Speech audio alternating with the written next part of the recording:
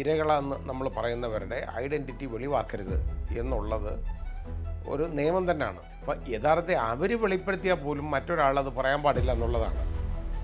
കോടതികളുടെ ജഡ്ജ്മെൻറ്റിൽ പോലും ഇവരുടെ പേര് പറയാറില്ല. ഈ രാഹുൽ മാങ്കൂട്ടത്തിനെതിരെ വന്ന അവസാനത്തെ മൂന്നാമത്തെ ആരോപണം വന്നു. അതിനകത്ത് ആദ്യത്തെ 2 പെൺകുട്ടികൾക്കും വളരെയധികം സൈബർ അറ്റാക്ക് നേരിടായിട്ട് വന്നിട്ടുണ്ടായിരുന്നു. ഇത് ആളുകൾ കണ്ടുപിടിച്ചിട്ട് പിന്നെ അവരെ അങ്ങ് ഉപദ്രവിക്കുകയാണ്. അല്ലെങ്കിൽ ഈ പ്രതി തന്നെ പറഞ്ഞു കൊടുക്കും. ഇവന്മാർക്ക് സൈബർ ഗുണ്ടകളൊക്കെ അവരുടെ കയ്യിൽ തന്നെ ഉണ്ട്, അവരത് വെച്ചങ്ങ് മാനിപ്പുലേറ്റ് ചെയ്യും. അതേപോലെ തന്നെ ഇപ്പോൾ ഈ മൂന്നാമത്തെ പെൺകുട്ടി അതിൻ്റെ ഐഡൻറ്റിറ്റി യഥാർത്ഥത്തിൽ വെളിപ്പെടുത്താൻ പാടില്ല എന്നുണ്ടെങ്കിൽ പോലും ഞാൻ TV ചാനലിലൊക്കെ അതിൻ്റെ പടമൊക്കെ കണ്ടു. ഈ സൈബർ അറ്റാക്ക് എന്ന് പറയുന്ന യഥാർത്ഥത്തിൽ പലപ്പോഴും ഈ പ്രതികൾ ചെയ്യിപ്പിക്കുന്നതാണ്. ഇപ്പോൾ പ്രോസ്റ്റിറ്റ്യൂഷൻ ഉള്ള ഒരു ആളാണെന്നിരിക്കട്ടെ, ആണെങ്കിൽ പോലും അതിൻ്റെ അതിൻ്റെ ബോഡിയിൽ ഒരാൾ ട്രസ്പാസ് ചെയ്ത് അത് പറയും അതിന് വേണ്ട ആരാണെന്ന്. അതല്ലാതെ ഒരാൾ ട്രസ്പാസ് ചെയ്താൽ അത് റേപ്പാണ്. എൻ്റെ അഭിപ്രായത്തിൽ സോഷ്യൽ മീഡിയയിലൊക്കെ അതിനെയൊക്കെ അറ്റാക്ക് ചെയ്തേക്കുന്നവരൊക്കെ ഉണ്ടല്ലോ, അവൻ്റെ എല്ലാം പേര് കേസെടുക്കണം. അതാ ചെയ്യേണ്ടത്. ഇപ്പം ഈ സോഷ്യൽ മീഡിയ എന്നൊക്കെ പറഞ്ഞാൽ എല്ലാ തോന്നിയവസങ്ങളും വിളിച്ച് പറയാമെന്നുള്ള ഒരു വേദിയായിട്ട് മാറിയിട്ടുണ്ട്. അത് വളരെ അപകടകരമായൊരു സ്ഥിതിവിശേഷമാണ്. നമ്മളിപ്പോൾ കണ്ടല്ലോ രാഹുൽ ഈശ്വറൊക്കെ അകത്ത് കിടന്നത് എന്ന് പറഞ്ഞ പോലെ ഇത് ഈ ചെയ്യുന്നവന്മാരെല്ലാം അകത്ത് കിടക്കും.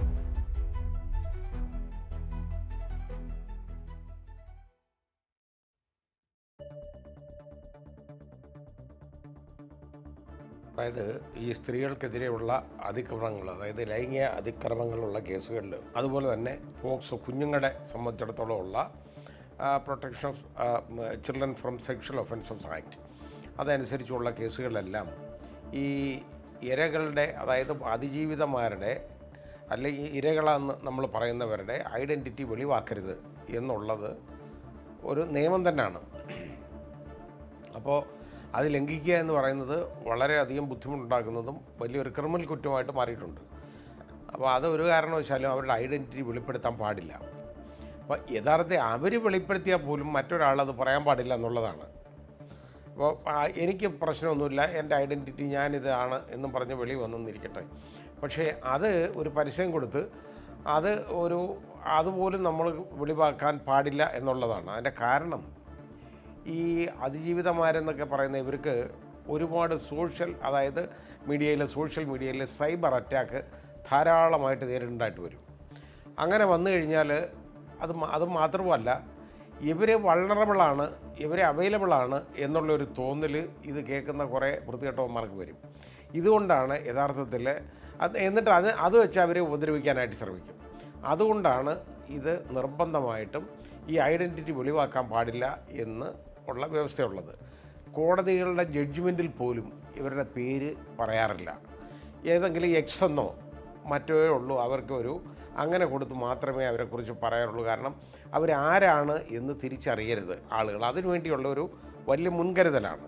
ഇപ്പോൾ ഈ രാഹുൽ മാങ്കൂട്ടത്തിനെതിരെ വന്ന അവസാനത്തെ മൂന്നാമത്തെ ആരോപണം വന്നു. അതിനകത്ത് ആദ്യത്തെ 2 പെൺകുട്ടികൾക്കും വളരെയധികം സൈബർ അറ്റാക്ക് നേരിടായിട്ട് വന്നിട്ടുണ്ടായിരുന്നു. അവരുടെ ഐഡൻറ്റിറ്റി ആരും വെളിപ്പെടുത്തിയല്ല, പക്ഷേ ഇത് ആളുകൾ കണ്ടുപിടിച്ചിട്ട് പിന്നെ അവരെ അങ്ങ് ഉപദ്രവിക്കുകയാണ്. അല്ലെങ്കിൽ ഈ പ്രതി തന്നെ പറഞ്ഞു കൊടുക്കും. അതിനുള്ള മെക്കാനിസമൊക്കെ ഇവന്മാരുടെ കയ്യിലുണ്ട്. ഇവന്മാർക്ക് സൈബർ ഗുണ്ടകളൊക്കെ അവരുടെ കയ്യിൽ തന്നെ ഉണ്ട്, അവരത് വെച്ചങ്ങ് മാനിപ്പുലേറ്റ് ചെയ്യും. അതേപോലെ തന്നെ ഇപ്പോൾ ഈ മൂന്നാമത്തെ പെൺകുട്ടി അതിൻ്റെ ഐഡൻറ്റിറ്റി യഥാർത്ഥത്തിൽ വെളിപ്പെടുത്താൻ പാടില്ല എന്നുണ്ടെങ്കിൽ പോലും ഞാൻ TV ചാനലിലൊക്കെ അതിൻ്റെ പടമൊക്കെ കണ്ടു. ഒരു കാരണവശാലും ചെയ്യാൻ പാടില്ലാത്തൊരു കാര്യമാണ്.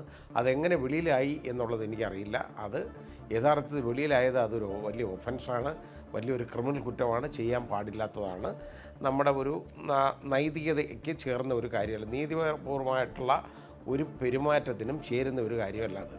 കാരണം ഇങ്ങനെ ഇത് വന്നു കഴിഞ്ഞാൽ അവരെ കോർണർ ചെയ്ത് അവരെ ടാർണിഷ് ചെയ്യാനായിട്ട്, അവരുടെ ക്യാരക്ടർ അസാസിനേഷൻ നടത്താനായിട്ട് ഉള്ള ഒരുപാട് പെരുമാറ്റങ്ങൾ ഈ ഒരുപാട് പേരുടെ ഒരു പ്രത്യേക ലോബിയുണ്ട് അവരുടെ കയ്യിൽ നിന്നുണ്ടാകും. ഈ സൈബർ അറ്റാക്ക് എന്ന് പറയുന്ന യഥാർത്ഥത്തിൽ പലപ്പോഴും ഈ പ്രതികൾ ചെയ്യിപ്പിക്കുന്നതാണ്. ഇവന്മാരാണ് ഇത് മുഴുവൻ ചെയ്യിപ്പിക്കുന്നത്. കാരണം ഇവരുടെ ക്യാരക്ടർ മോശമാണ്. ഇപ്പോൾ ക്യാരക്ടർ മോശമാണ്, അതൊക്കെ പണ്ടത്തെ കാഴ്ചപ്പാടാണ്. ഇപ്പോൾ ഒരു പെൺകുട്ടിയുടെ ക്യാരക്ടർ മോശം എന്നിരിക്കട്ടെ, അല്ലെന്നുണ്ടെങ്കിൽ ക്യാരക്ടർ എന്ന് പറയുന്ന എവിഡൻസ് എടുക്കുന്ന കാര്യമല്ല. പിന്നെ പൊക്കോട്ടെ, അതിന് എന്തെങ്കിലും ആൻറ്റിസിഡൻസ് ഉണ്ടായെന്നിരിക്കട്ടെ, അങ്ങനെ ആണെങ്കിൽ പോലും എന്തെങ്കിലും അങ്ങനെയൊക്കെ ഉണ്ടെങ്കിൽ പോലും അതിൻ്റെ ശരീരത്തിൻ്റെ നിയന്ത്രണം എന്ന് പറഞ്ഞാൽ അതിൻ്റെതാണ്, അല്ലാതെ വേറെ ആരുടെ അല്ല. ഇപ്പോൾ ഒരു പെൺകുട്ടി ഉദാഹരണമായിട്ട് ഇപ്പോൾ പ്രോസ്റ്റിറ്റ്യൂഷൻ നമ്മൾ അങ്ങേയറ്റം അത് പറഞ്ഞേക്കട്ടെ, ഇപ്പോൾ പ്രോസ്റ്റിറ്റ്യൂഷൻ ഉള്ള ഒരു ആളാണെന്നിരിക്കട്ടെ, ആണെങ്കിൽ പോലും അതിൻ്റെ അതിൻ്റെ ബോഡിയിൽ ഒരാൾ ട്രസ്പാസ് ചെയ്ത് അത് പറയും അതിന് വേണ്ട ആരാണെന്ന്. അതല്ലാതെ ഒരാൾ ട്രസ്പാസ് ചെയ്താൽ അത് റേപ്പാണ്.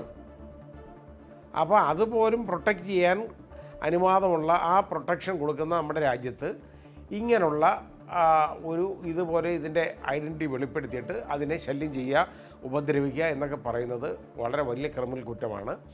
എൻ്റെ അഭിപ്രായത്തിൽ സോഷ്യൽ മീഡിയയിലൊക്കെ അതിനെയൊക്കെ അറ്റാക്ക് ചെയ്തേക്കുന്നവരൊക്കെ ഉണ്ടല്ലോ, അവൻ്റെ എല്ലാം പേര് കേസെടുക്കണം. അതാ ചെയ്യേണ്ടത്. ഒരു കാരണവശാലും അത് ചെയ്യാൻ പാടില്ല.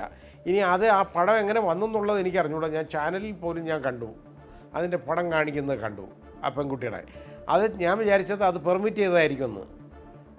പിന്നെ ഞാൻ മനസ്സിലാക്കുന്നത് അതിൻ്റെ പെർമിഷൻ ഇല്ല എന്ന് ഞാൻ അറിയുന്നു. അതെനിക്കറിയില്ല എന്താണെന്ന്. പെർമിഷൻ ഇല്ലാതെ ചെയ്തേക്കുന്നതെന്നുണ്ടെങ്കിൽ ഇറ്റ്സ് ആൻ ഓഫൻസ്.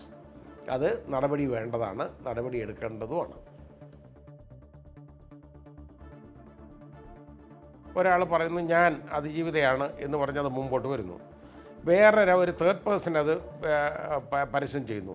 തമ്മിൽ വളരെ വ്യത്യാസമുണ്ട്. കാരണം അത് പറയുന്നത് അതിനിഷ്ടമുള്ളത് കൊണ്ടാണ് അത് പറയുന്നത്. അത് കാരണം അതെടുത്തുകൊണ്ട് വേറൊരുത്തം വിളമ്പാൻ പാടില്ല. ആ രീതിയിൽ ചെയ്യാൻ പോയി കഴിഞ്ഞാൽ അത് മനസ്സാറിന് കുറ്റകൃത്യമാണ്, അതിന് സംശയമൊന്നുമില്ല.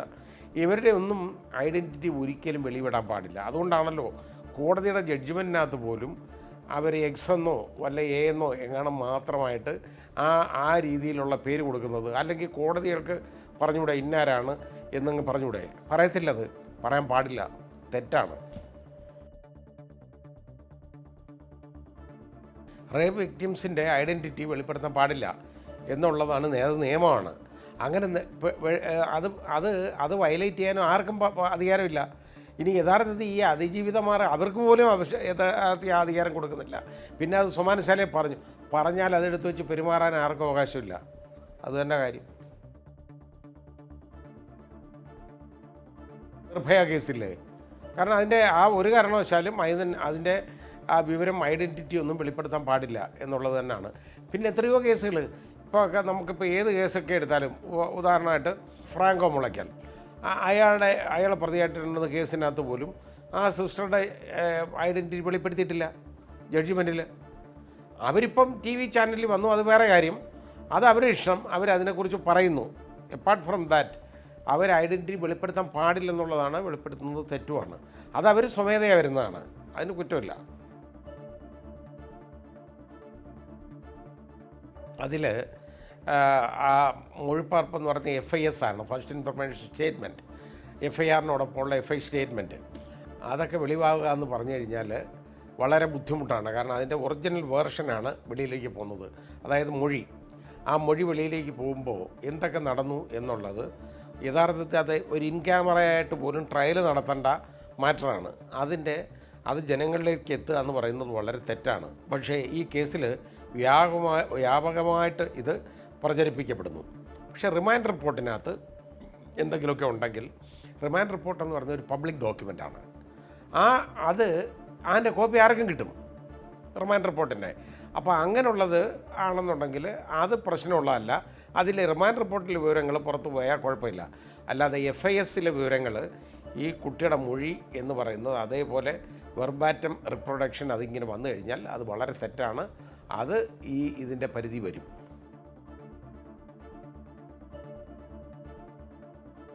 അത് കോടതിയെ ചെയ്യേണ്ടത്. അതായത് ആ അതിജീവിത ഇതിന് കംപ്ലയിൻറ്റ് കൊടുക്കണം. പരാതി കൊടുത്തു കഴിഞ്ഞാൽ ഇതേപോലെ എൻ്റെ ഐഡൻറ്റിറ്റി വെളിയാവുന്ന വിധത്തിൽ ഇന്നതുപോലെ ചെയ്തു എന്ന് പറഞ്ഞാൽ, നമ്മളിപ്പോൾ കണ്ടല്ലോ രാഹുൽ ഈശ്വറൊക്കെ അകത്ത് കിടന്നത് എന്ന് പറഞ്ഞ പോലെ ഈ ചെയ്യുന്നവന്മാരെല്ലാം അകത്ത് കിടക്കും.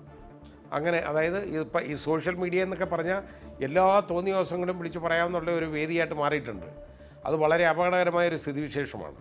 അപ്പോൾ അങ്ങനെയുള്ളവർ ഈ ഐഡൻറ്റിറ്റി ഇതുപോലെ വെളിവാക്കുന്ന വിധത്തിൽ പ്രവർത്തിച്ചു കഴിഞ്ഞാൽ അവരുടെ പേരിലെല്ലാം കേസ് വരും. കേസെടുക്കണം, അതാണ് വേണ്ടത്.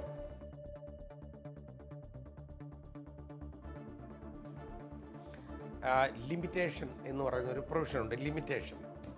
അപ്പോൾ സാധാരണ ക്രിമിനൽ കുറ്റങ്ങൾക്കൊക്കെ ആ ലിമിറ്റേഷൻ എന്ന് പറഞ്ഞത്, അതായത് ഒരു 3 വർഷത്തിൽ താഴെയൊക്കെയുള്ള ശിക്ഷ കിട്ടുന്ന ഒഫൻസ് ആണെന്നുണ്ടെങ്കിൽ അതിൻ്റെ ലിമിറ്റേഷൻ എത്ര പീരീഡാണെന്ന് പറഞ്ഞിട്ടുണ്ട്. അതിനകത്ത് തന്നെ ഈ കംപ്ലയിൻ്റൊക്കെ ഫോർവേഡ് ചെയ്യേണ്ടതായിട്ടുണ്ട്. പക്ഷേ ഈ റേപ്പ് കേസിനെയൊക്കെ സംബന്ധിച്ചിടത്തോളം ഈ ലിമിറ്റേഷൻ ആപ്ലിക്കബിൾ അല്ല, ബാധകമല്ല. അതല്ല മർഡർ കേസ്, ഇതിനൊന്നും ലിമിറ്റേഷൻ വരത്തില്ല. കാരണം ശിക്ഷ കൂടുതലുള്ള ഒഫൻസുകളാണ് ഇതെല്ലാം. അതിനൊന്നും ഈ ലിമിറ്റേഷൻ എന്ന് പറയുന്ന ക്വസ്റ്റ്യൻ ഇല്ല.